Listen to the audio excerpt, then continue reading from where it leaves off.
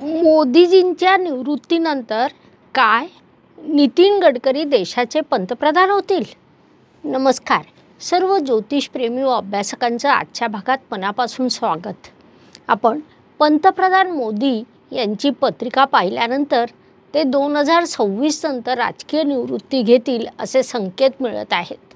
त्यामुळे मोदीनंतर कोण असे प्रश्न उपस्थित केले जात आहे. त्यात नितीनजी गडकरी यांचं नाव समोर आलं. त्यामुळे आपण त्यांच्या पत्रिकेचं विश्लेषण आज करणार आहोत. गडकरीजी यांची पत्रिका विश्लेषण सुरू करण्याआधी एक महत्त्वाची सूचना आहे. आपण जर अद्याप आमचं यूट्यूब चॅनल सबस्क्राईब केलं नसेल तर ते सबस्क्राईब करा, शेअर करा आणि बेल आयकॉनचे बटन दाबा. म्हणजे असे नवनवीन इंटरेस्टिंग व्हिडिओ आम्ही अपलोड केल्यानंतर तुम्हाला त्याचं नोटिफिकेशन प्राप्त होईल.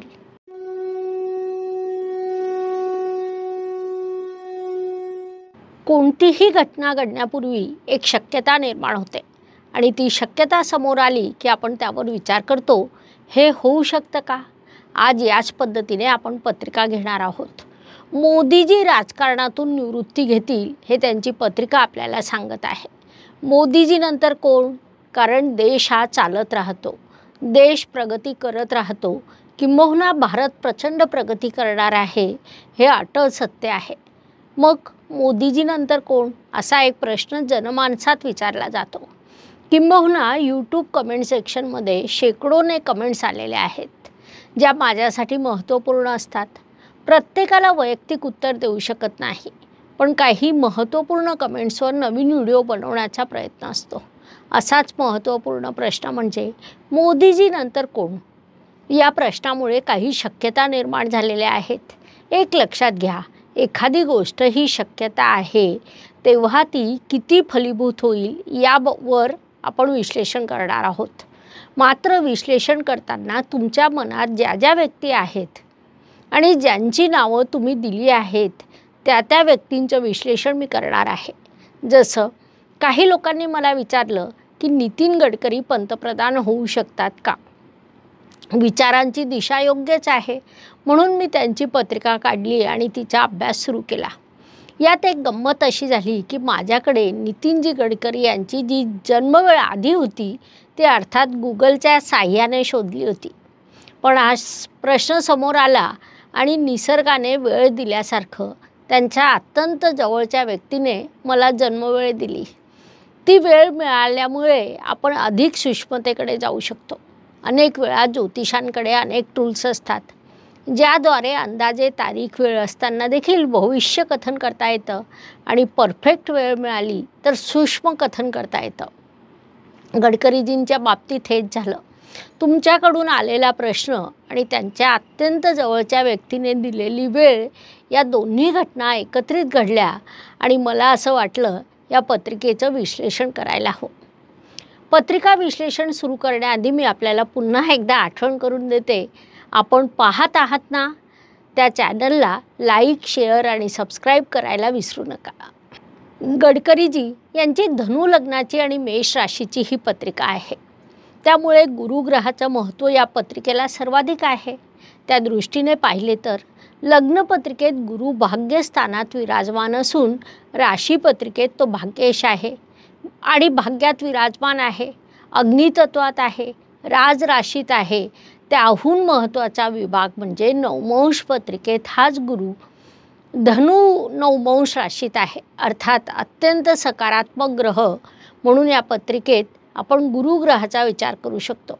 हे जरी खरं असलं तरी प्रत्येक ग्रहाला पत्रिकेत एक कालखंड दिलेला असतो, त्या कालखंडाचा तो मालक असतो.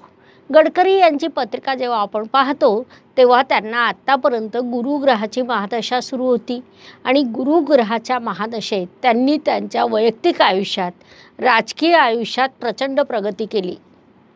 अर्थात अंतर्दशेप्रमाणे उतार चढाव होते, तो विषय वेगळा, पण मुख्यतः त्यांची प्रगती ही सकारात्मक राहिली. महादशेचा आणखी एक विभाग असतो. एखादी अंतर्दशा खूप चांगली जाणार असेल तर तिची अंतर्दशा वाईट जाते. एखादी महादशा संघर्षाची जाणार असेल तर तिची अंतर्दशा चांगली जाते.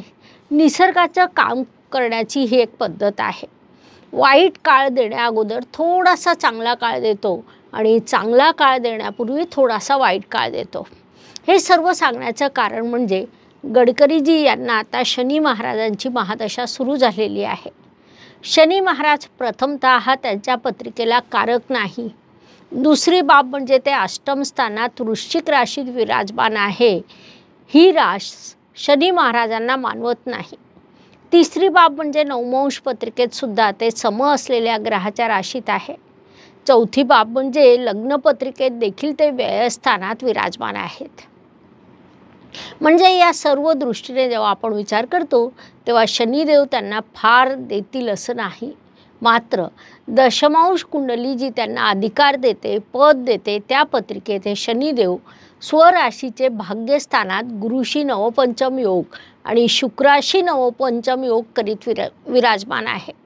याचा अर्थ थोडक्यात एवढाच होतो की शनी महाराजांची अंतर्दशा आणि शनी महादशेतील शनी महाराजांची अंतर्दशा त्यांना अत्यंत सकारात्मक जाईल.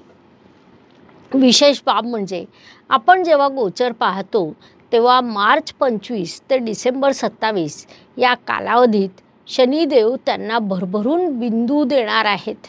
म्हणजे महादशेचा विचार केला, गोचरचा विचार केला, शनिदेवांच्या गोचरचा विचार केला कारण ते महादशानात आहे. त्यानंतर राशी स्वामीच्या गोचरचा जर विचार केला तर गुरुदेव त्यांना आता वृषभ राशीत शुभ आहेत. मिथुन राशीत देखील ते त्यांना शुभ फळ देणार आहे.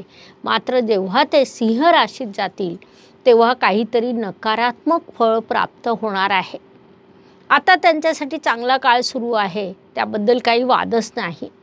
मात्र मार्च 25 नंतर त्यांचं कार्याचं स्वरूप थोडं व्यापक होत जाईल.